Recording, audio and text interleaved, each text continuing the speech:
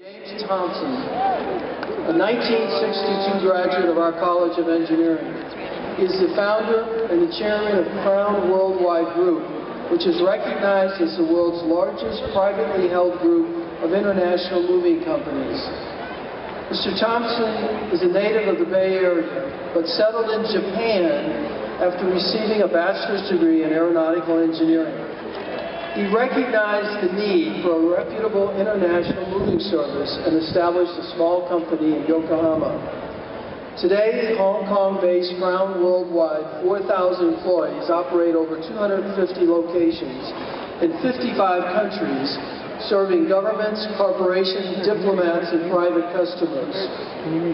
Crown Worldwide Moving and Storage moves furniture and household goods of employees working abroad, but also many other unusual things. For example, pandas.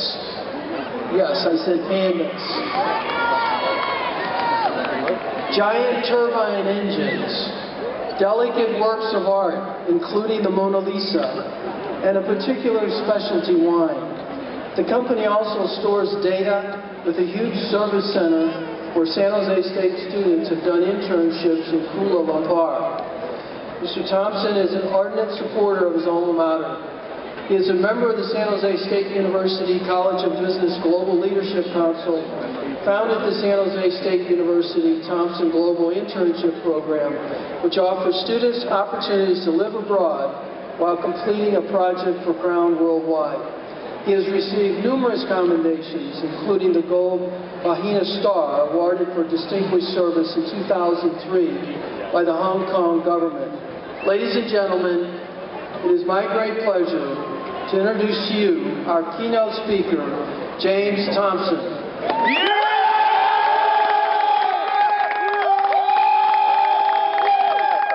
Now, before I get started today, I just need your help for one thing.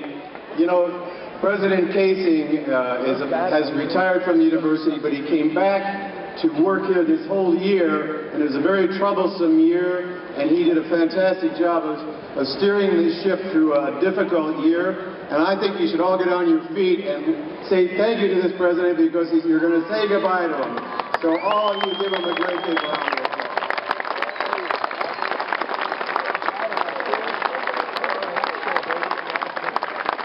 I tell you, you always remember this guy because his name's going to be on your diploma, so he'll always be there.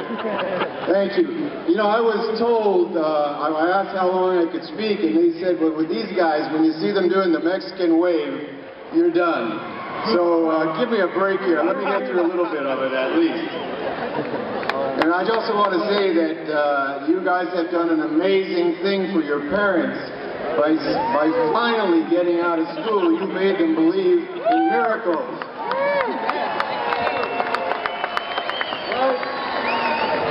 And if you really want to shock them, today when you go to lunch or dinner and the waiter brings the bill, just say, "I'll get that, Dad," and that'll blow their minds. Anyhow, I was sitting out there a long time ago, and I have to be honest with you, I have no idea who the commencement speaker was at my graduation, and I'm sure that you're not going to remember me for very long either, but I do know that it was one of the greatest days of my life. It was absolutely fantastic, and I will never forget my graduation. My father was in the stands, and he was so incredibly proud because he came from a really poor family. And he not only didn't get a college education, he didn't even go to high school. He couldn't go to high school because he had to support his family. And he went on to become one of the greatest men I ever met. Despite his 8th grade education, he became a senior naval officer, and after that he became a terrific businessman. And it was just, he was my idol. And I have to tell you that one of the points I want to make, the first point I want to make to you is that while your diploma is going to open a lot of doors for you, your drive and desire and determination that's going to get you through. Because you're going to run into people like my father who didn't have the chance to get the education you had, and they're going to be really, really stoked to make a success of their life. So you got to have as much desire when you leave here as you had fun when you were in college. When was sitting out there where you're sitting, I didn't know what I was capable of. I had no idea. I was, and I'm sure I could say the same for you. You have no idea what you're capable of either. But I can tell you with my experience now in my life that you are capable of a lot more than you even realize. And that's going to show up from this point on. You're about to start that phase in this next chapter of your life. And for the next few minutes, I want to just take you on a very, very quick journey from sitting in that field in Spartan Stadium to being on this exalted platform on this very momentous occasion and what happened in my life. To start with, I was a pretty average student. I had a 2.7 grade point average. I see you got some more like that. Not alone. And also, I was the first in my family to ever graduate from college. So if there's any of you that are the first, why don't you just stand up right now? If you're the first to graduate from college, you know what it feels like, right? Wow.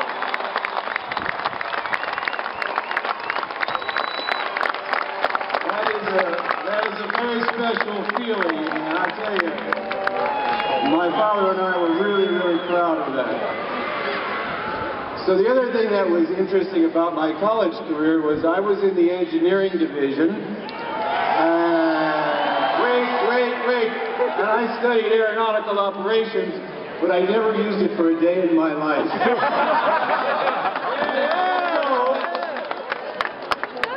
The next thing you guys have to realize is when you get out of college, just realize you're well educated, but your careers might take you in a completely different direction. And there's nothing bad about that at all, because you'll probably end up in something that you're doing that you're very happy doing. And that's what life is all about, the fulfillment of doing something that you have a passion for and that you're excited about. So no matter what your career direction goes, the education is the important thing. You agree?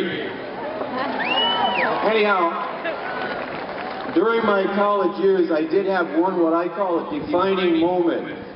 After my junior year, I took a year off with a friend of mine, a fraternity brother, and we took a year off to go travel around the world on a shoestring. We didn't have much money. We earned some money at the American Can Company, which is about 700 yards from this stadium. And we did this trip, and we went all over. We went Europe, we went Middle East, Yemen, Pakistan, India, Far East, everywhere. And when I came back to school, I had this completely different value system. What I had seen overseas made me realize that I had to get back over when I graduated. So I completed my graduation, and I went back to Japan right after I graduated, or a year later.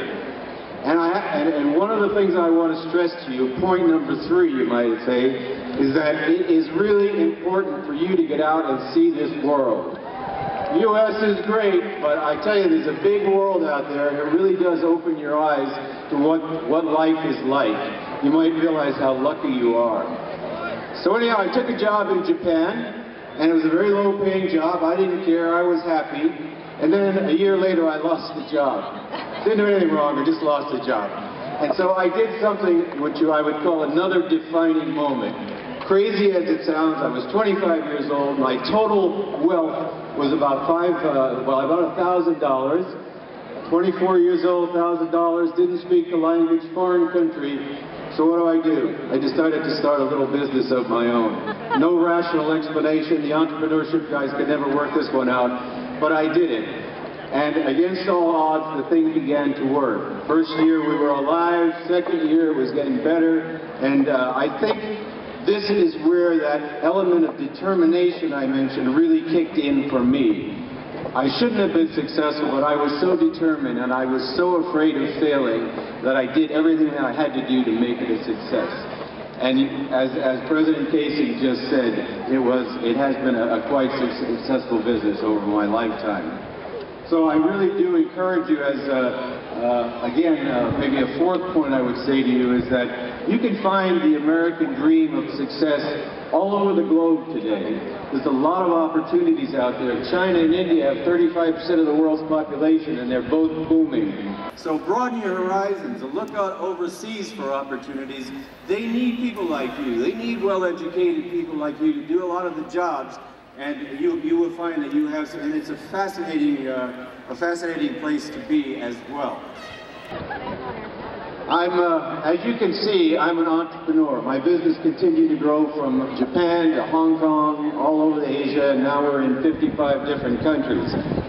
And I am a great believer in globalization. And a couple of years ago, Dean David Steele from the College of Business met me, and he said, you know, we really could use your help. And he proposed what we have now as a global internship program. And this is where we take honor students, or actually anyone that the college selects, and we bring them overseas to work in our company, either in Asia or in Europe, and give them a view of what it's like to be in Asia, or be in Europe, or be somewhere in the world, and to work in that environment. And I'm so proud of the fact that we can do this, and we're going to try to continue to do it and expand it as we go, because I believe so much that people have to get out and really see this world of ours.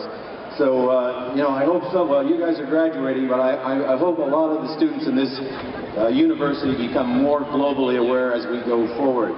Is that the Mexican wave I see over there? Almost done. The last point I would make to you from my own experience, because of the way my life went, is, you know, if you have a little problem getting a job, I'm sure you won't, but if you do have a problem getting a job, don't forget that there's always the opportunity to start your own business. I did it, I'm an entrepreneur, it worked, and if you're a person who's willing to really work hard, it can be the most fulfilling experience of your life. So really keep that in mind as a possibility. Now, one thing I want to tell you is an experience of something that was said to me when I was here at San Jose State many years ago. And that was by an English teacher named Mrs. Mendenhall. And she said to us that, you know, you shouldn't just go out and cruise through life. She said you should do something special. You should contribute. Because if you don't, in her words, she said, you're just taking up space. You know, and at the time I heard it, I thought that was pretty nasty, but the reality is, she was right. She was right. If you don't strive to do something really special, whether it's something for your families to make your family life better, or something for society, locally, nationally, or globally, you are kind of in kind of just wasting time. So really try to do that. Try to do something special. And I can tell you that the highlight of my life has been to see a lot of people just like you enter my company and see what they were capable of. I have seen some marvelous achievements, and I think as I go into retirement in a few more years, I will be most happy. I'm not giving them jobs, I can tell you that right now. Rude. Okay, final point that I will say, and that is that you should really try, and I never let speaking to a group go by without saying this, you should really try to impact your society in a positive way.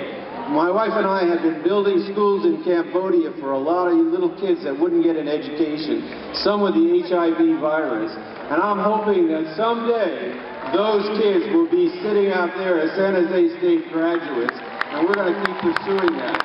And you guys be sure, you don't have to be rich. You can do a lot for this society if you just keep that in mind. Do something great. So you're graduating from San Jose State, this wonderful university where my happiest moments are, and I hope that your attachment to the university doesn't stop today. The university needs you as alumni. They need you to keep supporting it. It's one of the greatest schools in this country, and I want you to keep remembering it. Okay, well, that's my message. I really hope that you achieve great things in your life, and I'm sure some of you will turn out to be star performers. The important thing to remember is that, like my father, the extent to which you succeed is in your hands.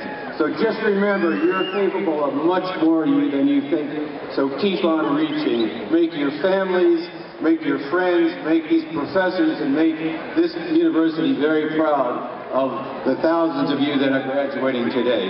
So thank you for listening to me, and now let's have a Mexican wave. Thank you.